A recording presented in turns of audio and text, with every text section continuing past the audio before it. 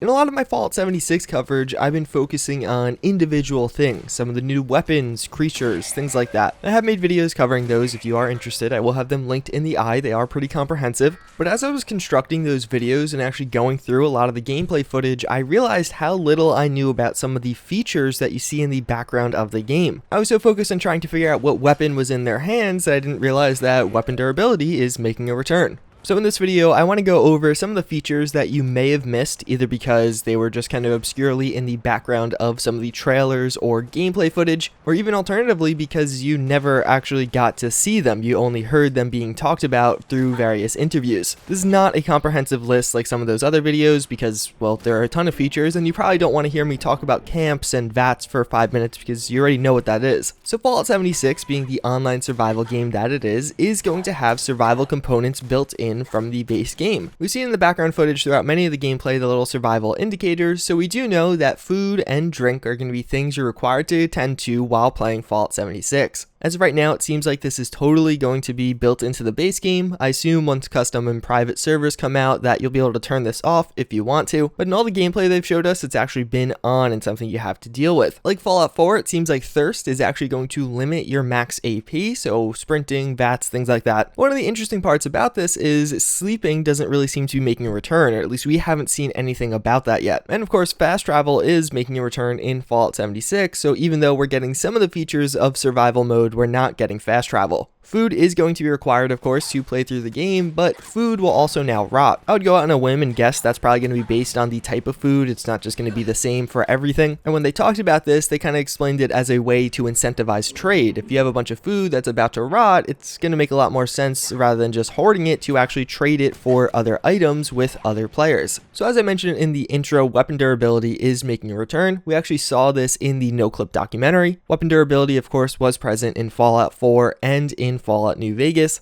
How it worked in those games is after firing a weapon repeatedly, the durability would go down based on how many rounds went through it, and you'd have to use a weapon that was either the same or of a similar type to actually repair it. We know it's making a return, although we don't exactly know how it's going to work in Fallout 76. Also present in some of those previous games was armor durability. We don't really know if that's going to be coming in Fallout 76, but I would bet it is. In addition, something pretty interesting that I found is there's seemingly going to be a status indicator when you're getting an armor debuff, maybe from armor piercing rounds or some kind of weapons that actually pierce armor. It's shown here in the little bottom right corner. I don't exactly know what it entails, but it doesn't mean just broken armor, because in other clips where there is broken power armor, that little icon isn't present, so it seems to be an active effect rather than just something that is passively going on. Then of course, as you probably also noticed on that same image, weapons will have levels in Fallout 76. This is a totally new feature that we haven't seen in any of the previous Fallout games, or at least any of the modern ones from Bethesda, but of course it is present in a lot of other games out there right now. So we have no idea how this is actually going to work. The only time we actually get to see it is in this super short clip as the guy's scrolling through the Pip-Boy.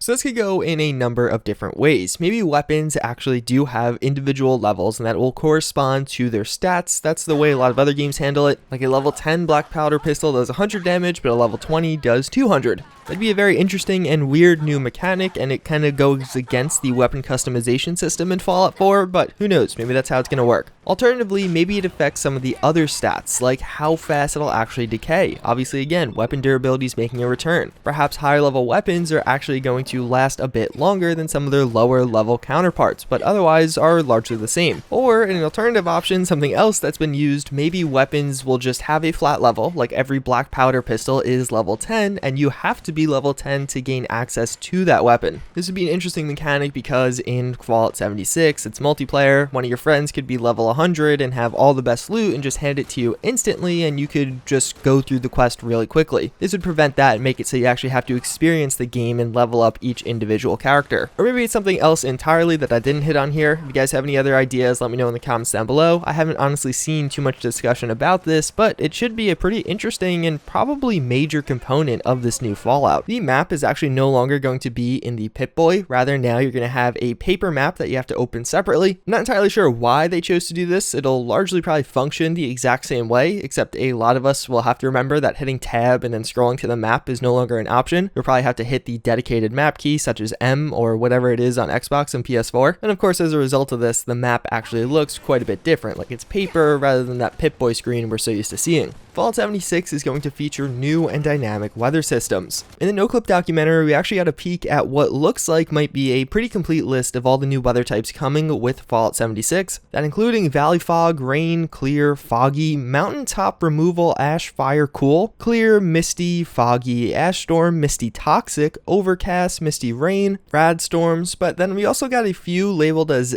blank MTR, so misty, rain, and clear MTR. Not entirely sure what that corresponds to. Post-nuke blast, so that's pretty interesting. We have heard how nukes will have a pretty big effect on the map, and also seemingly the weather there will be changed, at least in the immediate following of the nuke, and an ash storm, then a bunch of different types of clear weather. Their wording of dynamic weather systems isn't entirely clear. I would suspect that means that maybe these will actually kind of move around the map, since the map in Fallout 76 is 4 times the size. Maybe if you go from one point to another point, the weather system will kind of chase you to an extent, but again, that's not entirely clear, and I'm only speculating there. Diseases are making a return, but we don't really know too much about them. But to go along with diseases are mutations, which seemingly are going to be a pretty big new mechanic in Fallout 76. Mutations will be garnered when you're around a high amount of rads, but maybe you can get them from low amounts of rads also. Maybe it just affects the probability of getting a mutation, but lots of rads are a surefire way to get mutations. And then from there, they're actually going to have both positive and negative attributes, similar to how traits worked in previous games. So let's say you get +1 strength and endurance during the day, but -2 strength at nighttime,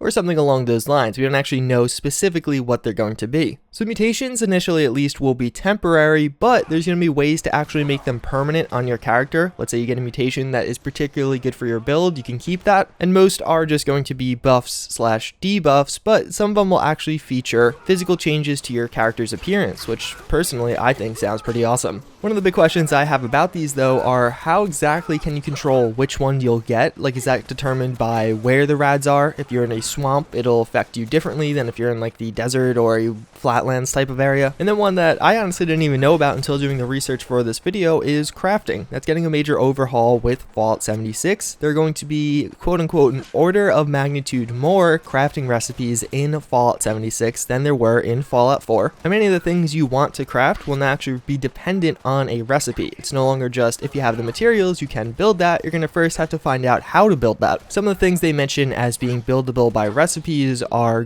guns, ammo, different armors, food, water, things like that. So some of the ways you can get specific crafting recipes is actually through clearing out different monsters. So let's say you take down a legendary monster. In previous games, maybe you got a legendary weapon. Now there's a chance of getting a certain crafting recipe, which you actually can trade with other players. And of course, to actually craft all these different things, you're going to need some of the junk items that did appear in Fallout 4 and are making a return in Fallout 76. Some of those particularly rare ones, like some of the different ores in the game, are actually going to be protected by different monsters. One of the examples they gave was you need lead to craft bullets. In order to get lead, you're going to have to take down a bunch of hard enemies, seemingly incentivizing trade between players, because if you don't want to go and take down all those enemies, you could just trade with someone who actually created those bullets already. Either way, it's pretty much all the new features I wanted to share in this video. That's like, what, 7 or 6 new features that maybe you've heard of some of, but hopefully you didn't actually know about all of those. There are definitely a few things in there that kind of went over my head as I was doing my coverage of Fallout 76, but hopefully now we're kind of coming back around to actually get you informed on these.